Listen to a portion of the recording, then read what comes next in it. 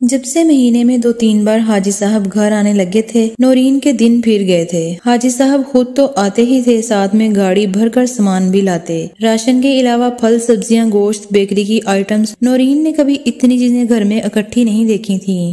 نذیر کی تنخواہ ہی صرف 8,000 تھی، مشکل سے قرض لے کر گزارا ہوتا۔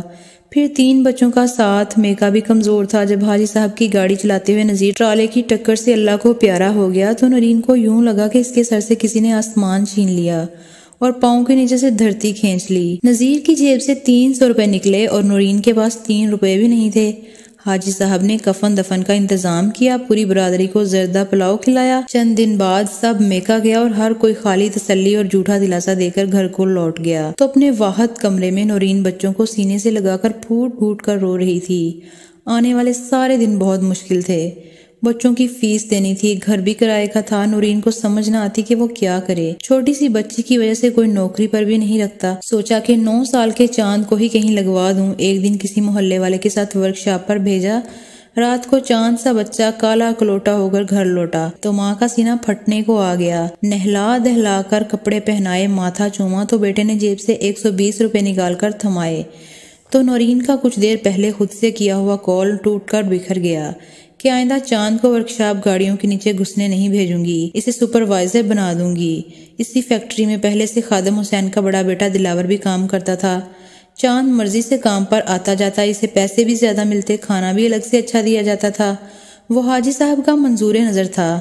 دلاور چاند سے بہت جلتا اور خور کھاتا۔ پھر دوسرے لوگ بھی آگ کو بھڑکاتے، کہتے تم بھی اس طرح ڈرائیور کے بیٹے ہو جس طرح چاند ہے، مگر تمہیں کھانے میں ورکرز کے ساتھ دال سبزی ملتی ہے اور وہ مرغ پھاڑتا ہے۔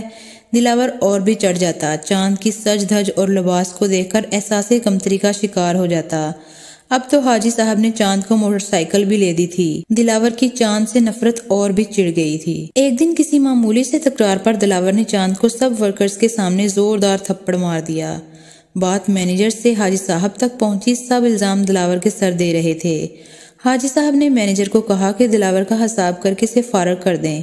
مینیجر نے جب دلاور کی چھٹی کی تو وہ اس سے بھی الجھ پڑا۔ ان کے ہم پر بے پناہ احسانات ہیں۔ جب تمہارے ابو کا انتقال ہوا، تم جانتے ہو صرف یہی ایک شخص ہمارے ساتھ کھڑا تھا۔ نورین دلائل سے بیٹے کو سمجھا رہی تھی، مگر جب بات محبت اور غیرت کی ہو وہاں سب دلائل ہار جاتے ہیں۔ جب چاند ڈیوٹی پر ہوتا پھر بھی گھر آ کر چاند اس کھوج میں لگا رہتا کہ کہیں اس کی غیر موجودگی میں حاجی صاحب تو نہیں آتے۔ اسے اپنی دونوں بہنوں کی فکر رہنے لگی، اگر وہ بھی ماں کے نقش قدم پر چلنے لگی تو کیا ہوگا۔ وہ گھبرا اٹھا، وہ چھپ کر سگریٹ بھی پینے لگا تھا۔ اندر کا ابال وہ دھوئیں میں نکالنا چاہتا تھا۔ حاجی صاحب دن بدن بدلتی صورتحال سے دل گرفتہ تھے۔ چاند ان سے متفر ہو چکا تھا۔ 1-2 بار سا منہ ہونے پر وہ ان کے پاس سے سینہ اکڑا کر اجنبیوں کی طرح گزر گیا تھا، لیکن اس مسئلے کا کوئی حل نہیں تھا۔ گھر میں پھیلا تناؤ بڑھتا جا رہا تھا۔ چاند روز گھر میں آ کر شور مچانے لگا تھا۔ کبھی اماں کو کہتا کہ یہ شہر چھوڑ دیتے ہیں، کبھی کہتا میں خودکشی کر لوں گا۔ نورین بہت روتی تو وہ سوچتی کہ اس نے کوئی گناہ تو نہیں کیا، وہ حاجی صاحب کی منکوحہ ہے۔ ویسے بھی اگر ماں بری بھی ہو لیکن اولاد سے برا کہے یا پھر برا سمجھے، اس کا سینہ پھٹ جاتا ہے۔ حاجی صاحب نے چاند کا دبئی کا ویزا لگوا دیا تھا۔